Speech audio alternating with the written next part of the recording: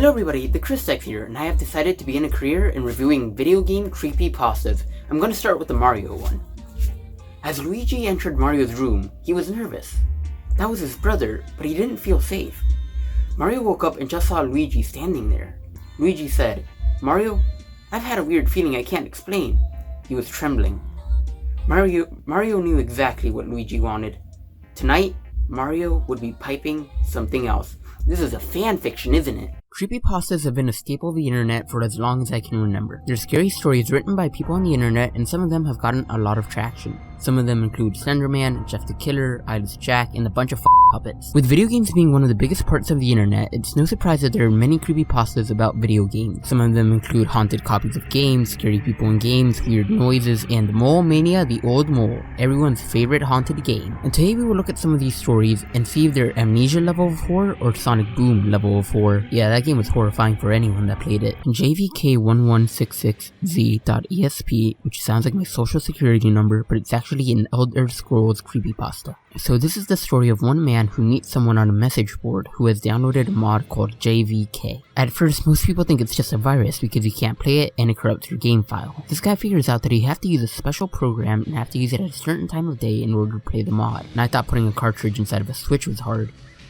Once the guy figures out how to play the game, he notices that he slowly loses health, and when all his health drops, a figure called the Assassin kills him. Most of the NPCs are dead, and the ones that are left will come out at night and only say the phrase, "Watch the sky." After that, the man gets a new quest which has him go to a dungeon called the Citadel, where he encounters a locked door at the portrait room. He admits defeat after he realizes he can't open it, but when he goes back to the town, the NPCs won't say anything except the phrase, "Watch the sky," in a gravely voice. The guy also notices that the sky has switched over to the real-life sky, and tracks the constellations and realizes that they are in February 2005. Wait, what? He could tell what year it was by looking at the stars? It takes me a solid 5 minutes of being outside to know if it's daytime or not. So now he knows that a day in real life is 1 year in the game, and he has to wait until 2008 for the door to open. But now he starts seeing something strange. The assassin is starting to come more frequently, and instead of killing him, he just screams. It gets to the point where it's so loud he can hear it with his headphones off. The man starts to notice that this creature has gotten into his actual unmodded game, and he even starts seeing him in real life. He gets to the point where he hears something outside his window and we never hear from him again. Okay, that'll teach me to never talk to people on message boards. They're all creeps.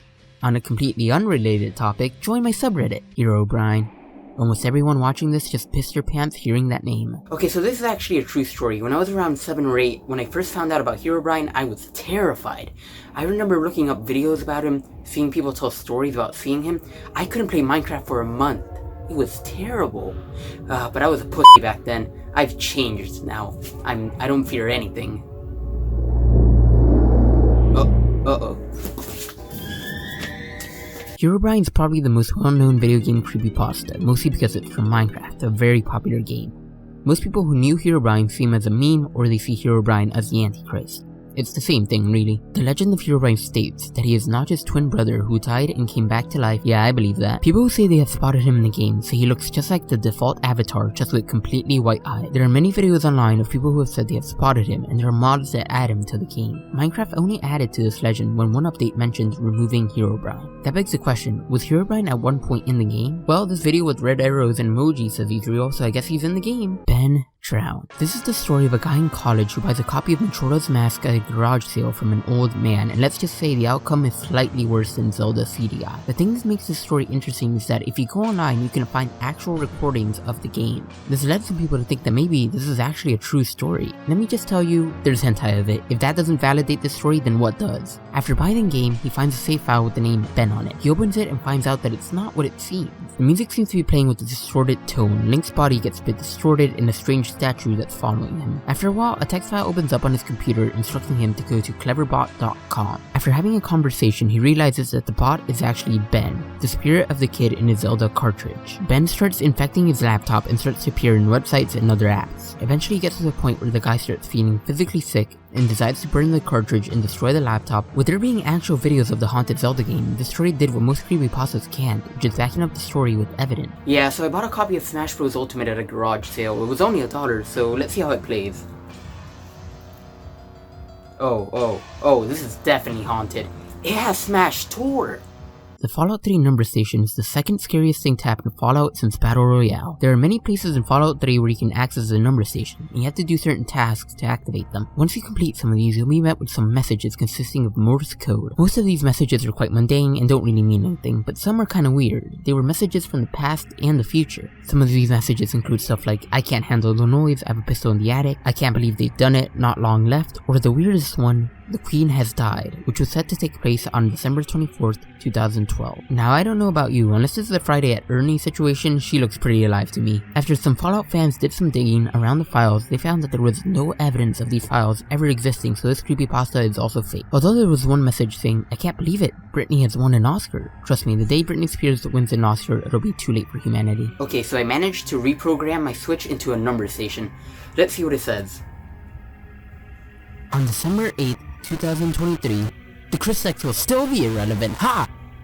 So a boy finally gets enough money to buy Pokemon Soul Silver, so he orders it on Amazon, but it's gonna take a week to arrive, and his mom threw away his copy of Pokemon Crystal. Guess you gotta get a new mom, get those divorce papers ready. So he goes and buys a copy of Pokemon Silver from GameStop, but there's something wrong with it. Homie, you bought a game at GameStop, that's your first issue. When he opens up the game, he finds a save file with 999 hours of playtime and all 251 Pokemon in the Pokédex. He finds that his Pokemon party's just 5 unknown and a Cyndaquil. The unknowns spell out the word leave. Really? When I catch unknowns, the only word they spell out is weeb. The game is definitely odd with there being no NPCs and no music. He has to go around a dark room and find his way out, but when he gets to the overworld, he sees that gold is how can I put this? A color that is not gold. It says he has 32 gym badges. You hacker, you deserve that shit. Now excuse me as I go and try to find my game genie. After that he gets into a fight with Red, but now he has a Celebi instead of a Cyndaquil. The only move Celebi knows is Perish Song, and so using that move results in Celebi dying.